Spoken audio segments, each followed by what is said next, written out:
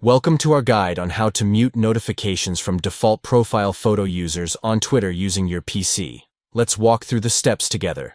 Step 1. Open Twitter on your PC and log in to your account. Step 2. On the left side of the page, locate and click on the Notifications tab to access your notification settings.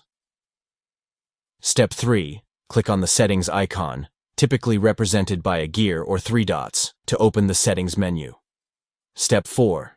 Within the Settings menu, click on Filters. Then select Muted Notifications to manage your muted notification preferences. Step 5.